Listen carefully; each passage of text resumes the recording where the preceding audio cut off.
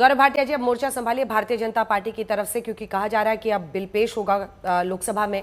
और आज जगह जगह पर, कई जगहों पर, ऐसा मैं नहीं कह रही हूं कि पूरे देश में, लेकिन कई जगहों पर नमाजी जो आज निकले ईद के दिन, वो काली पट्टी बांधकर निकले और वो विरोध दिखा रहे हैं। क्या ऐसे में एक पूरी कौम का खुलकर नाराजगी मोल लेने को आपकी सरकार तैयार है इस मुद्दे पर?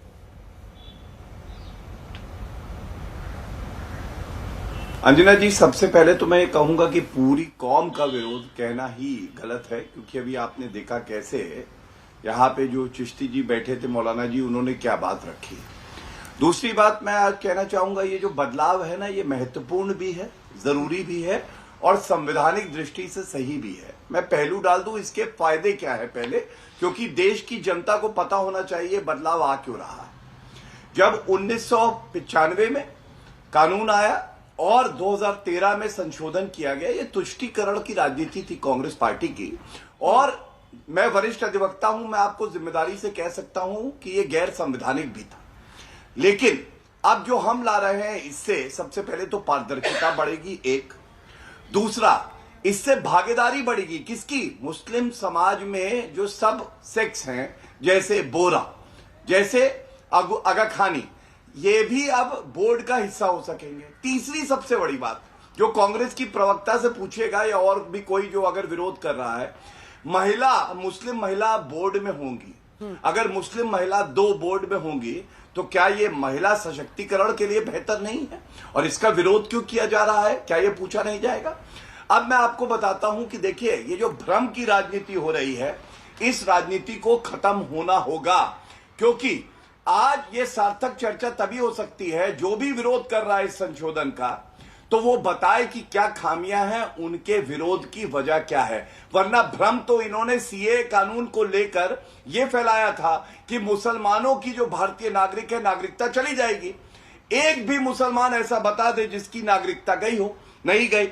तो इसलिए मैं कहता हूं, ये केवल भ्रम की राजनीति करते हैं। लेकिन जो बदलाव आने की जरूरत है, कि नरेंद्र मोदी जी की सरकार है, ये वो बदलाव लाएगी, क्योंकि ये देश हित में है, समाज के हित में है और मुसलमानों के हित में है। और मैं ट्रिपल तलाक की बात जरूर उठा दूं। ट्रिपल तलाक को जब हम कानून के तहत अपराध बना रहे थे, तब भी ये लोग विरोध कर रहे थे। आपको मालूम है 80% कमी आई है ट्रिपल तलाक के मामलों में जब से वो अपराध बना है। और ये दर्शाता है हमारी प्रतिबद्धता महिलाओं के सशक्तिकरण के प्रति कितनी है। अब मैं 1-2 तथ्य रख दूं जल्दी जल्दी। सबसे पहले, आपको मालूम है कि ये जो वक्फ बोर्ड है, इसकी जो इनकम है, ये 99%, 2020 में 150 करोड़ थी, अब 1 करोड़ 26 लाख हो गई है। जबकि प्रॉपर्टी इसकी दुगनी हो गई है। तो ये अगर घट रही है, इसका मतलब मुत्तावली ये लोग फायदा उठा रहे हैं। और इसके साथ साथ कुछ लोग हैं बोर्ड में जो वक्त की संपत्ति से अपने निजी स्वार्थ के लिए उसका दुरुपयोग कर रहे हैं। दूसरी बात, 30% जो शिकायतें आती है अंजना जी, सेकंड राउंड में भी ऐसा बताइएगा, केवल हिंदुओं की तरफ से नहीं आती है। और ये हिंदू मुस्लिम मुद्दा ही नहीं है जी। सुप्रिया जी, मोर्चा संभालिए अपनी पार्टी की तरफ से। और आपकी पार्टी के तमाम नेता कह रहे हैं कि संविधान पर आघात है, ये माइनॉरिटीज के खिलाफ है। लेकिन भ्रष्टाचार को लेकर एक चिंता, और पहले भी वक्फ एक्ट में कई संशोधन किए गए हैं, इस बार ही इतनी सियासत क्यों हो रही है? क्या उसकी वजह मौजूदा सरकार है? दूसरा, मतलब भ्रष्टाचार की बात सब आमतौर पर मानते हैं, तो पारदर्शिता लाने की अगर पहल है तो इसमें क्या दिक्कत है? भ्रष्टाचार और पारदर्शिता 2 ऐसे टर्म्स हैं जो एक साथ बीजेपी के लिए नहीं यूज हो सकते हैं। इनकी बदनीयती है और उस बदनीयती का पहले मैं जिक्र कर देती हूं, और फिर आपका जो डायरेक्ट सवाल भ्रष्टाचार है उस पर इनकी कलई जरूर खोलूंगी। सर्वप्रथम, विरोध किस चीज का हो रहा है? विरोध जो प्रोविजंस हैं उसका हो रहा है। और क्या प्रोविजंस का विरोध हो रहा है? पहला एक प्रोविजन है, और इसमें बीजेपी का डबल स्पीक, जो हिपोक्रेसी की भी सीमा होती है, वो भी है। यही बीजेपी कहती थी अपने मैनिफेस्टो में कि ये रहमान खान कमेटी को लागू करेगी जब जेपीसी गठित हुई थी उनकी चेयरमैनशिप में। आज तक आपने वो नहीं सुना, अब एक नया शिगुफा चल रहा है।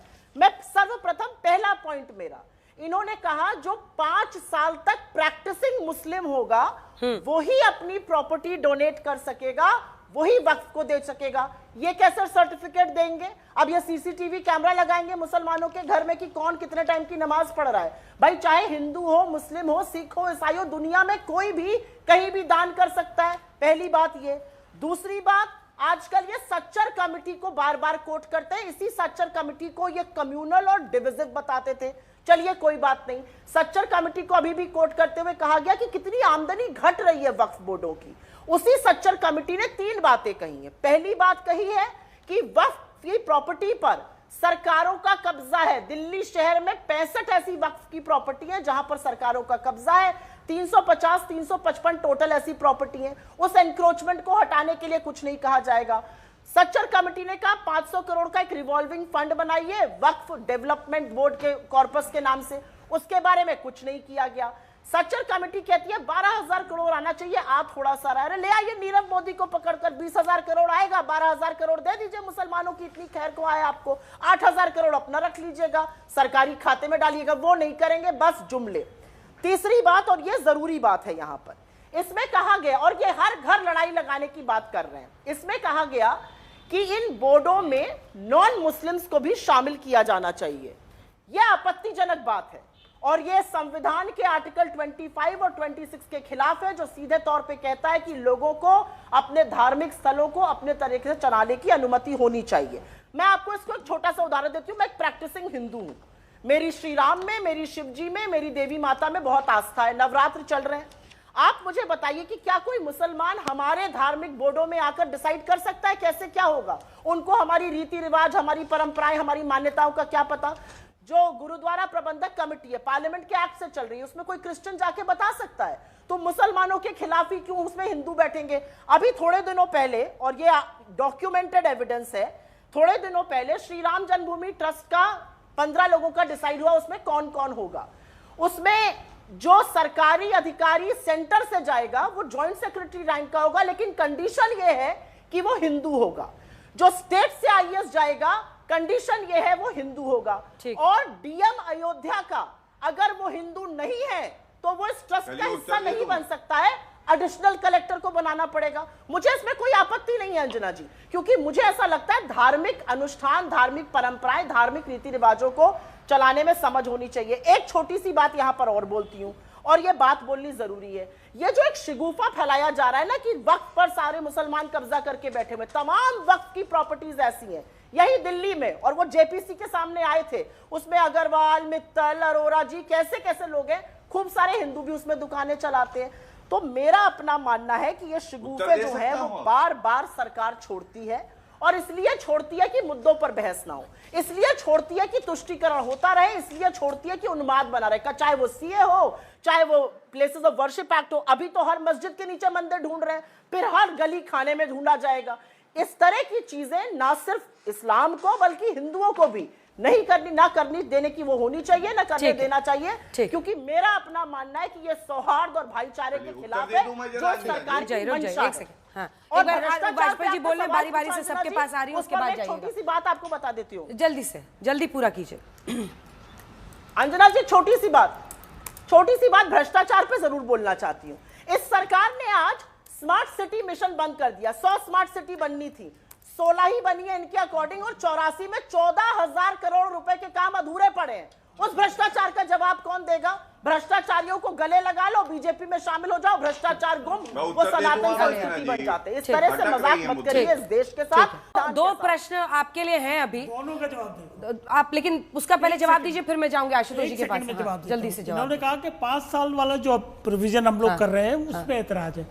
उसका नेगेटिव ग्रे एरिया देखा है आपने कि अगर ये कंडीशन नहीं लगाई जाएगी तो ये जो हिंदू आज कन्वर्शन किया और आज ही अपनी प्रॉपर्टी डोनेट कर देगा, क्या करेंगे हम उसका? मतलब हर पक्ष के कॉन्सिक्वेंसेस होती हैं, वो दोनों को बैलेंस हमको करना पड़ेगा। और 2013 में ये अमेंडमेंट क्यों लाए थे भैया? किस लिए लाए थे अमेंडमेंट? पूछा आपने? सच्चर कमेटी की रिपोर्ट इन्होंने लागू की थी क्या, जो इतना लेक्चर दे रहे हैं हमको? देखिए, हम लोगों ने सच्चर कमीशन की जो रिकमेंडेशन है उसको भी लागू किया, हमने प्रैक्टिकल इसका पर्पस देखा, उसको लागू किया। और जहां तक सरकारों का सवाल है, माफ करना, स्टेट में स्टेट बोर्ड हैं, और स्टेट बोर्ड में ये कंडीशन है नए बिल की कि ओनली मुस्लिम होंगे, सिर्फ सेंट्रल बोर्ड में नॉन मुस्लिम की 2 का प्रोविजन है, state board would be exclusively for the Muslim personalities. हमने यहां तक किया कि 2 मुस्लिम महिलाएं होंगी, और स्टेट में जो कब्जा किया गया है, क्या कब्जा खाली नहीं होना चाहिए? और कब्जा खाली होने के बाद वो सरकार की जमीन थोड़ी बच जाती है, वो रहेगी वक्फ बोर्ड की। देखिए, गुमराह न करिए प्लीज, ये मेरे पास डाटा भी है। 1913 अमेंडमेंट, 23 में अमेंडमेंट, 54 में अमेंडमेंट, 95 में अमेंडमेंट, 2013 में अमेंडमेंट। हम कोई नया बिल थोड़ी ला रहे हैं, हम भी तो प्रोविजन ही तो अमेंड कर रहे हैं। तो काहे के लिए है तो वह काहे के लिए गुमराह किया जा रहा है, इसका जवाब तो उनको देना पड़ेगा। ठीक है, एक बार अब डॉक्टर आशुतोष वर्मा जी के पास चलते हैं। डॉक्टर आशुतोष वर्मा जी, आपकी पार्टी के बारे में सुप्रिया जी ने एक कमेंट कर दिया, शायद उनकी मंशा नहीं रही होगी, लेकिन आपको घोर सांप्रदायिक बता दिया, क्योंकि वो कह रही थी कि हिंदू आयोजनों में या हिंदू बोर्ड्स में मुस्लिम को नहीं डाला जाता है। लेकिन 2013 में आपने आजम खान को कुंभ मामलों के लिए प्रभारी मंत्री बनाया था। अब ये आप ही समझा दीजिए कि आप लोगों ने क्यों किया था ये अन्याय। बिल्कुल, मैं अंजना जी उस पर भी आता हूं, और मैं भारतीय जनता पार्टी के प्रवक्ता की बात कह रहा था। नहीं, ठीक है। देखिए, भारतीय जनता पार्टी के प्रवक्ता ने बोला कि इस वक्फ बोर्ड से पारदर्शिता बढ़ेगी। सबसे पहली बात, पारदर्शिता की बात की जाए तो भारतीय जनता पार्टी ने सबसे पहले का गेम ये खेला कि वक्फ बोर्ड का जब बिल लोकसभा में इन्होंने पेश किया 8 अगस्त 2024 में, तो क्या ऐसी जरूरत पड़ गई थी कि इसका पॉलिटिकल एंगल ये था कि उसको जेपीसी में डालना पड़ा, क्योंकि लोकसभा में बहुमत था और 20 दिन बाद आपके पास राज्यसभा में बहुमत आ गया था, 119 मेंबर आ गए थे। तो जेपीसी में क्यों डाला? इसका एंगल ये है कि जेपीसी आप बना के ये बॉल विपक्ष के हाथ में डालना चाहते थे कि उनके मातहत ये आके वक्फ बोर्ड का अमेंडमेंट किया जाए। और जेपीसी भी बहुत अच्छी बनाई, 31 लोगों की जेपीसी, जिसमें मेजॉरिटी जो है एनडीए के लोग, 20 लोग एनडीए के, चेयरमैन एनडीए का, तो और जितने भी विपक्ष के संशोधन आए, बिल्कुल बढ़िया कहा है प्रवक्ता एलजेपी के कि अमेंडमेंट तो ला रहे हैं, अमेंडमेंट के लिए हम लोग हर समय तैयार हैं, लेकिन जितने भी हम लोग ने अमेंडमेंट के सुझाव दिए उसको जगदम्बिका पाल जी ने ये कह के दरित कर दिया कि मेजॉरिटी से भाई हार गया। तो मतलब चित भी मेरा और पट भी मेरी। खैर, आप चाहते थे पूरे साल भर इस पे एक डिस्कशन हो, एक पोलराइजेशन हो, एक बड़ी मेजॉरिटी 80% की आपके सामने खड़ी हो और विपक्ष को आप एक विलन बना के या एंटी हिंदू बना के प्रोजेक्ट किया जाए। आपने काम किया। फिर आपने सच्चर कमेटी की बात करी। मुझे बहुत अच्छा लग रहा है कि आज भारतीय जनता पार्टी और एलजेपीआर के लोग सच्चर कमेटी की बात कर रहे हैं। अंजना जी, 2014 से लेकर 2025 तक भारतीय जनता पार्टी के किसी भी व्यक्ति के मुंह से सच्चर कमेटी की बात नहीं निकली। और माइनॉरिटी अफेयर्स मिनिस्टर जो है किरण रिजिजू सच्चर कमेटी के साथ कह रहे थे, क्या है भाई, हम यहाँ मुस्लिमों को सुदृढ़ करना चाहते हैं, सशक्तिकरण करना चाहते हैं। सच्चर कमेटी की रिपोर्ट के बारे में आपने जो लोकसभा में बोला वो अपने हिसाब से बोल दिया। सच्चर कमेटी ने तो एक बात बहुत साफ साफ बोली कि जिस प्रकार से निजी हाथों में वक्फ बोर्ड की जमीनें हैं, उससे ज्यादा और कहीं कहीं उससे कई ज्यादा केंद्र सरकार और राज्य सरकारों की संपन्न वक्फ जमीनों पे अपना अधिग्रहण कर रखा है। और साफ साफ बोलते हैं कि सच तो यह है कि सरकार द्वारा वक्फ जमीनों का अधिग्रहण प्राधिकरण के लिए न सिर्फ शर्म की बात है, बल्कि यह निजी अतिक्रमण करने वाले के साहस बढ़ाती है और मुस्लिम समुदाय की स्थिति सुधार और पुनर्निर्माण की रुकावट का काम करती है। ठीक है, क्या समाधान आप लेके आए हैं इसमें? ठीक है, इसका जवाब मैं गौरव जी से लूंगी। अब मेरे प्रश्न का जवाब दे दीजिए डॉक्टर आशुतोष वर्मा जी।